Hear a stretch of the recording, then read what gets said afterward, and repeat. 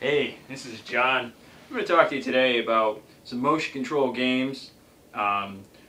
Basically my favorite games. There are some criteria, so there's some games missing that I've played or like, but I had to narrow out some results. So we're going to talk a little bit about Wii, Kinect, and the PlayStation Move. Let's get started. First off, when people think motion control games, they think immediately of motion control sports games. We have, of course, your Wii Sports, the original, your Wii Sports Resort, your Sports Champions, and then, of course, you have your Kinect Sports games. Now, here's the thing. They're all different experiences, and they're definitely not all equal. Let's start with the beginning. In 2006, when the Wii launched, you had your Wii Sports. You had boxing, bowling, tennis, golf, and baseball. The games were rather limited. Everybody loved bowling, including me. Boxing was fun, but you had to learn to just punch like this. It really wasn't fun. But there was some depth into it. You could dodge. Besides the Fight Lights Out, which I reviewed earlier, they're the only two games I know of where you can actually dodge motion controls. But it was pretty limited. Golf wasn't the greatest. Baseball was pretty bad. You couldn't field, couldn't even run the bases. Controls were close to 1-to-1 in baseball, and that gave a lot of people a lot of hope. And then we never saw anything else like it on the Wii for a long time. Basically, the Wii Motion Plus came out. It originally launched with Tiger Woods before Wii Sports Resort. I had that game. The golf was great. The disc golf was fantastic. It really was 1-to-1 with your hand. Then Wii Sports Resort came out, and basically came with 12 games. There's a mix of quality. Some games returned. We had bowling and golf returned. They both were improved. Bowling seemed less improved than golf, but you could definitely tell the difference. It included a flying mini game, which was kind of like Pilot Wings. I really liked it. Unfortunately, it was timed. And it also had some duds. Bicycling I thought was kind of bad, and canoeing or kayaking wasn't very fun, but it was definitely an improvement. They tried to add depth. They had sword play, which everybody thought was going to be this fantastic addition. It was fun, it was close 1-to-1, but you also then saw the limitations of the Wii Motion Plus. It needed to be recalibrated because it would come off center, and it didn't know where the 0 point was. So we ran into some issues.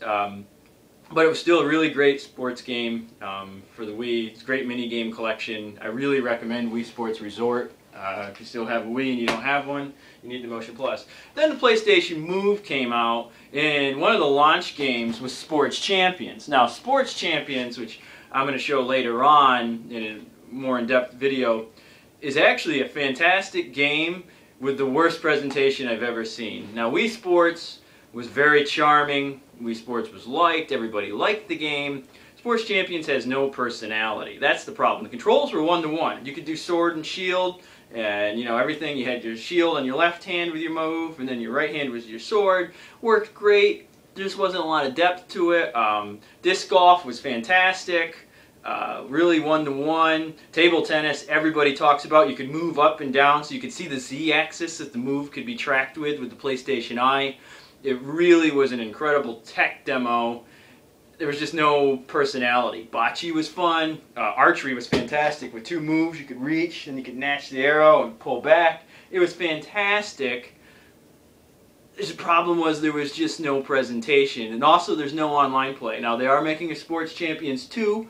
I don't know a lot about the game. I know that I know archery's returning.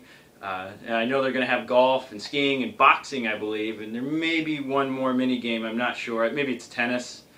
If it's like table tennis, it'll be fantastic. But anyway, there's no online play in that one either, so my hopes were somewhat dashed when I heard that, but I still will be picking up Sports Champions 2. For now, Sports Champions you can find for like $5. If you got a move, or better yet, 2 moves, definitely pick this up.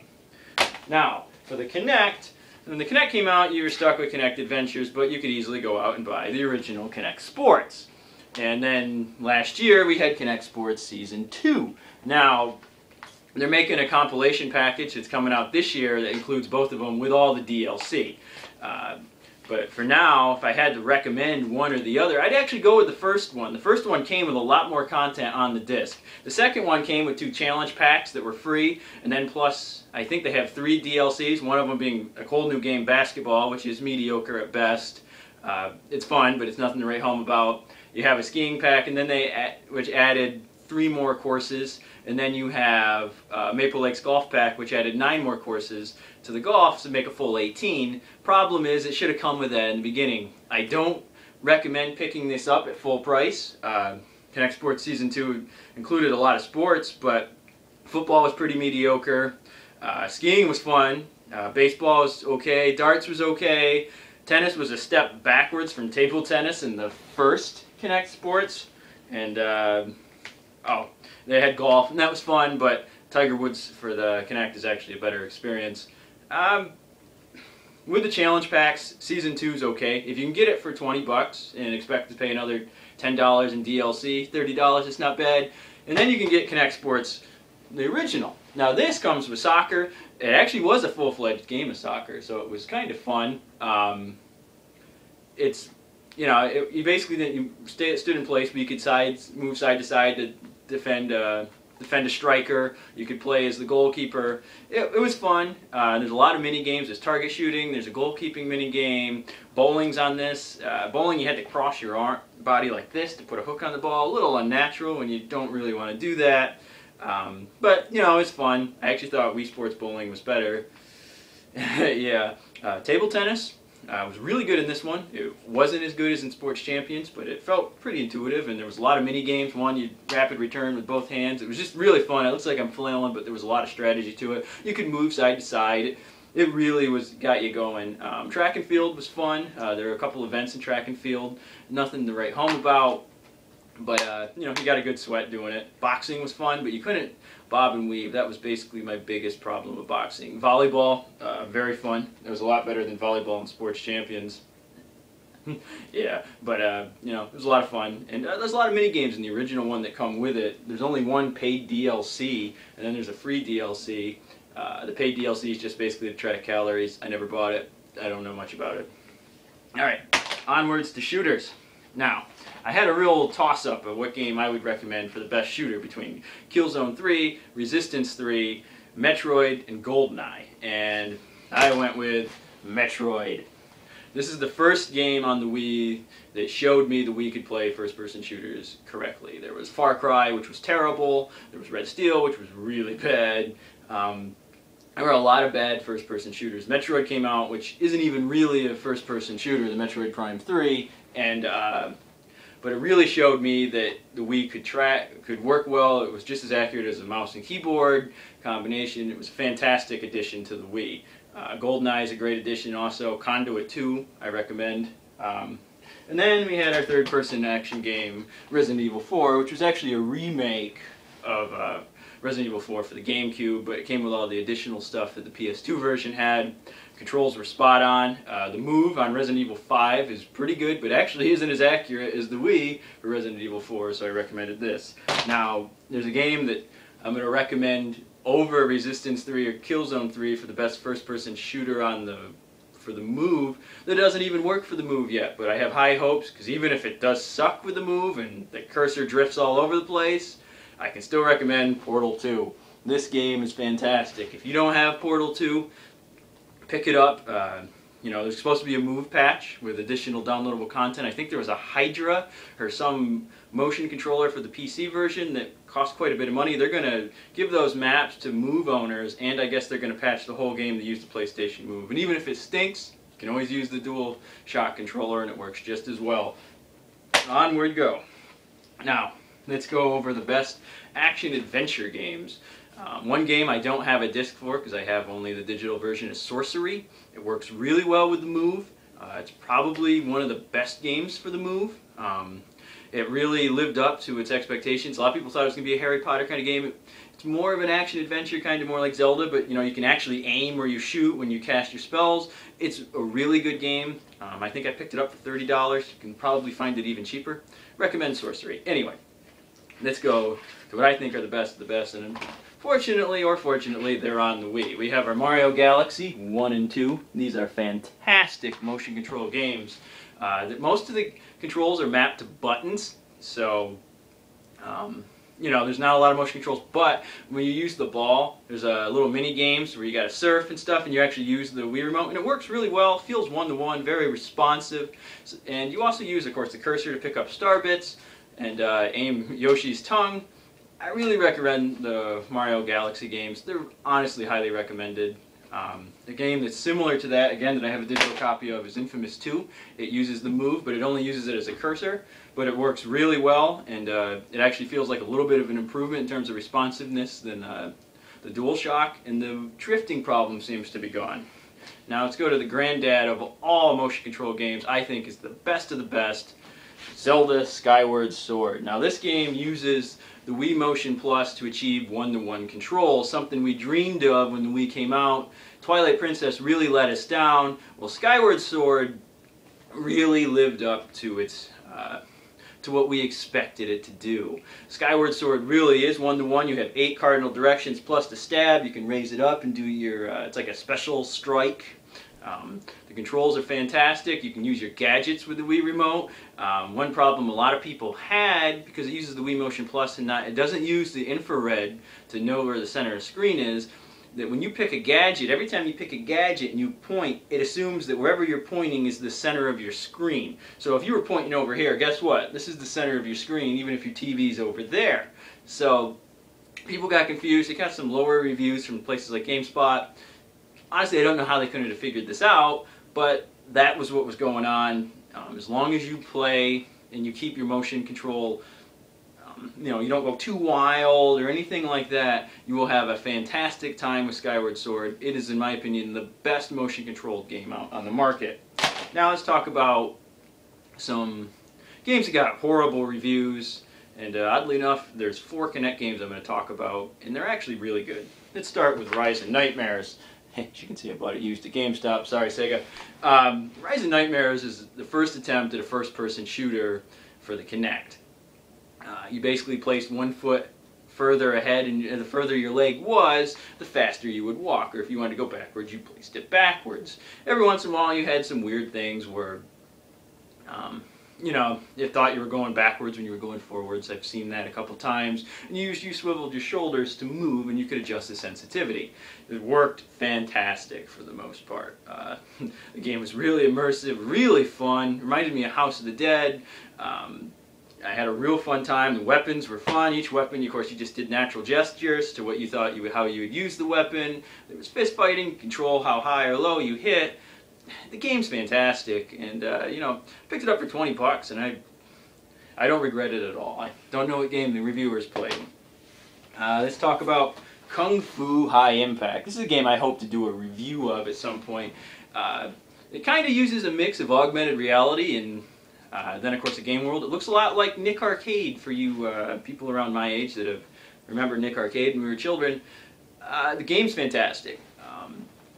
It's a real blast. It puts you in the game, literally your image. Of course, it's still using infrared to track you.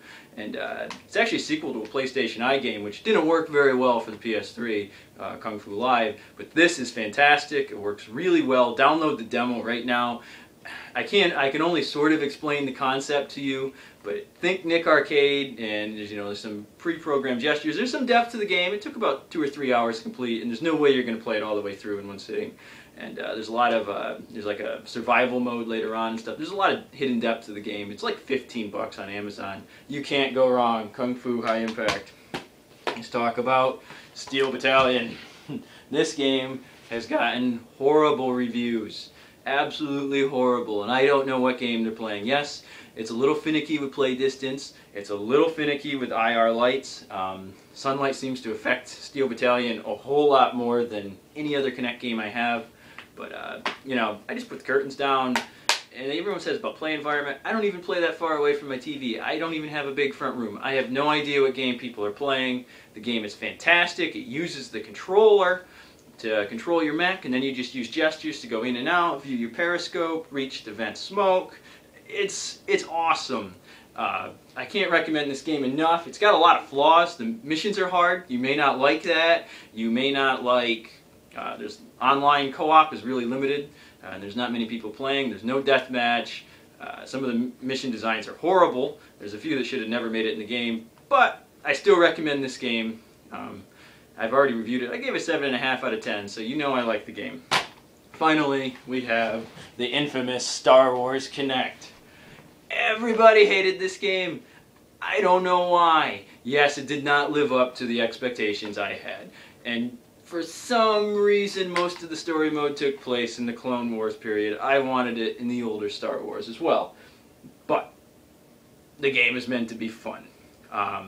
The Jedi Destiny mode lasts about 5 hours. The controls are pretty accurate as long as you make broad strokes. If you just do this and this, it's not going to keep up. What do you expect? You can kick, you can dodge, you can dash, you can block. It's a fun game. Then you have pod racing, which the people that showed that it didn't work, they're idiots.